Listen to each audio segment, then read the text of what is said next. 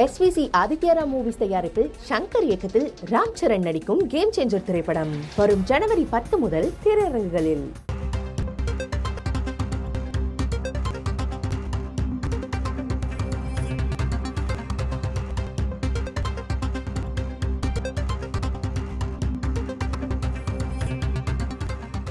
தமிழ்நாட்டு அரசின் மேல்முறையீட்டு மனுவை உச்சநீதிமன்றம் தள்ளுபடி செய்திருக்கிறது.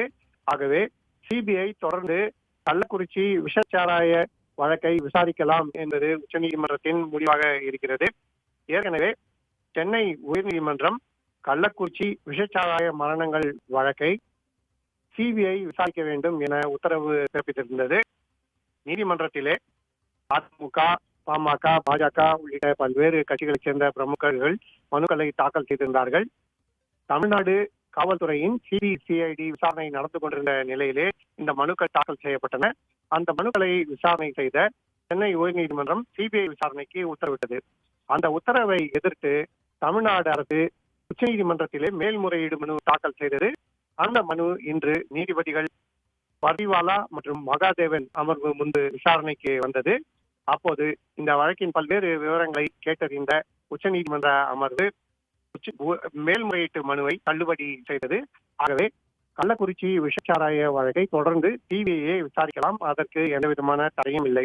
இந்த வழக்கிலே விஷச்சாராயம் குடித்ததால் கள்ளக்குறிச்சியில் 67க்கும் மேற்பட்ட நபர்கள் உயிரிழந்தார்கள் என வழக்கு பதிவு செய்து தமிழ்நாடு காவல்துறை தான் ஆரம்பத்தில் விசாரணை தொடங்கியது. பின்னர் சென்னை உயர்நீதிமன்றத்தின் உத்தரவின் அடிப்படையிலே தற்போது இந்த விசாரணை சிபிஐ வசம் இருக்கிறது. சிபிஐ இந்த விசாரணை தொடர்வதற்கு உச்சநீதிமன்றத்தின் உத்தரவு காரணமாக எந்த தடையும் இல்லை என்கிற சூழல் ஏற்பட்டுள்ளது.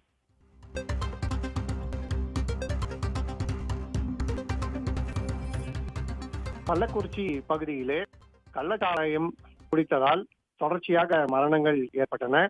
கள்ளச்சாராயம் குடித்த பலரும் மருத்துவமனைகளில் அனுமதிக்கப்பட்டு தொடர்ச்சியாக பல்வேறு மருத்துவமனைகளிலே மரணங்கள் ஏற்பட்டு வந்தன. இதனால் கடும் கண்டனம் எழுந்தது. எப்படி கள்ளக்குறிச்சி பகுதியிலே கள்ளச்சாராயம் விற்பனை செய்யப்படுகிறது, அதை உடனடியாக விசாரணை செய்ய வேண்டும், சம்பந்தப்பட்டவர்களை கைது செய்ய வேண்டும் என பல்வேறு விதமான கோரிக்கைகள் எழுந்தன. இந்நிலையில் தமிழ்நாடு காவல்துறை வழக்கு பதிவு செய்து விசாரணையை நடத்தியது. கள்ளச்சாராயத்தில் கலந்து விற்பனை செய்ததாக பலரும் புகார் அளித்திருந்தார்கள்.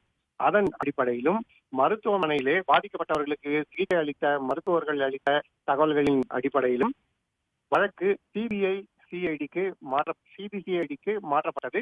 சிபிசிஐடி விசாரணையை நடத்தி கொண்டிருந்த சமயத்திலே அதிமுக, பாட்டாளி மக்கள் கட்சி, பாரதிய ஜனதா கட்சி உள்ளிட்ட பல்வேறு அமைப்புகளை சேர்ந்த தலைவர்கள் சென்னை உயர்நீதிமன்றத்திலே மனு தாக்கல் செய்தார்கள். இந்த மனுக்களிலே இந்த வழக்கை சிபிஐ விசாரிக்க வேண்டும்.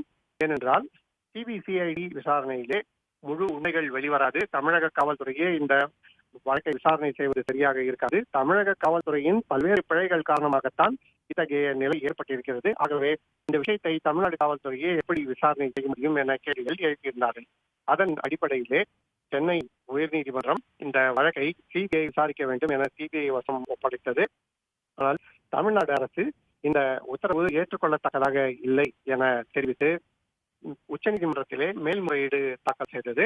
இந்த மேல்முறையீடு மனு விசாரணையில் தற்போது இன்று விசாரணைக்கு எடுத்துக்கொள்ளப்பட்டது.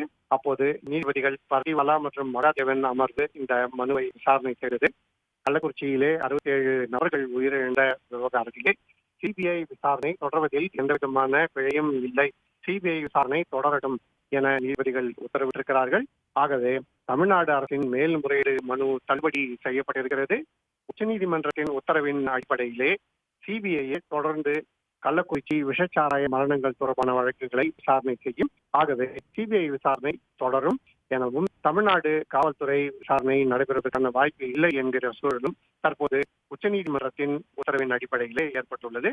சிபிஐ ஏற்கனவே இந்த வழக்கின் விசாரணையை நடத்தி கொண்டிருக்கிறது. அந்த விசாரணை இனி தொடரும் என்பது இந்த உத்தரவின் தாக்கமாக இருக்கிறது.